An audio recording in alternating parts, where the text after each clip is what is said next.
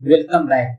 हमारे YouTube channel teacher रहमत पर विभिन्न बोर्ड और प्रतियोगी परीक्षाओं की तैयारी कराने के साथ साथ शिक्षक और शिक्षा से संबंधित हर प्रमुख खबरें पहुंचाई जाती है। अगर आप एक शिक्षक या शिक्षक अभ्यर्थी हैं तो आप हमारे YouTube चैनल को जरूर सब्सक्राइब करें। हम आपको हर गतिविधियों से अवगत कराएंगे।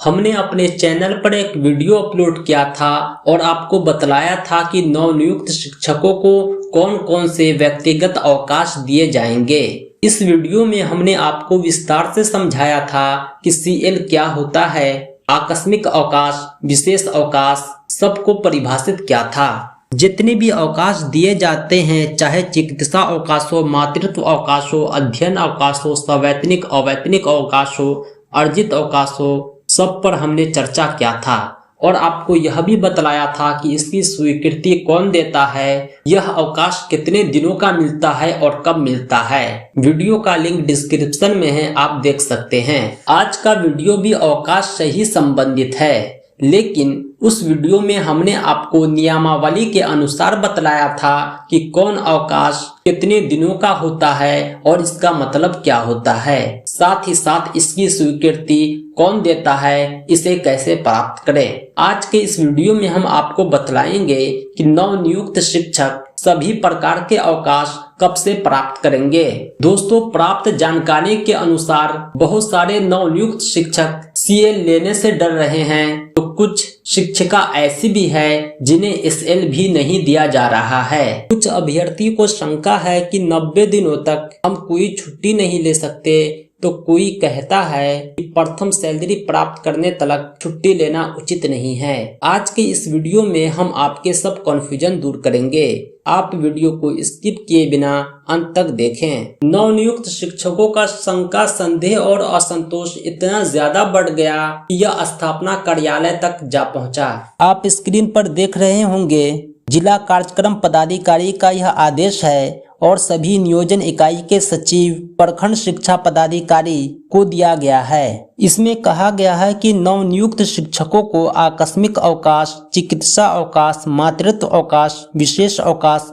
एवं अन्य अवकाश दिया जाए और यह सभी अवकाश बिहार पंचायत प्रारंभिक विद्यालय सेवा नियमावली 2020 के अनुसार दिया जाए। मैंने जो आपको बतलाया था इन सभी अवकाश के बारे में, वह नियमावली 2020 से ही समझाया था, क्योंकि नियमावली 2020 में नियोजित शिक्षकों को दिए जाने वाले सारे अवकाश अंकित हैं। ओवरऑल आप समझ गए होंगे कि आप अवकाश ले सकते हैं। जहां अवकाश नहीं दिए जाते हैं वहां वास्तविकता यह है कि जानकारी का अभाव होता है। आप अपने विद्यालय के प्रधान अध्यापक को यह लेटर दिखलाकर अवकाश प्राप्त कर सकते हैं। यह लेटर आप वीडियो के डिस्क्रिप्शन से डाउनलोड कर सकते हैं। नियोजित शिक्षकों को दिए जाने वाले सभी अवकाश के बारे में विस्तार से जानने के लिए आप डिस्क्रिप्शन में दिए गए वीडियो को जरूर देखें। दोस्तों, वीडियो को अंत तक देखने के लिए आपका बहुत बहुत धन्यवाद। इसी तरह की इंफॉर्मेटिव वीडियोज के लिए, ज्ञानवर्धक जानकारी के लिए हमारे YouTube चैनल टीचर रहमत को जरूर सब्सक्राइब करें। साथ ही साथ इस वीडियो को लाइक और शेयर करें। यह वीडियो आपको कैसा लगा कमेंट करके जरूर बतलाएं।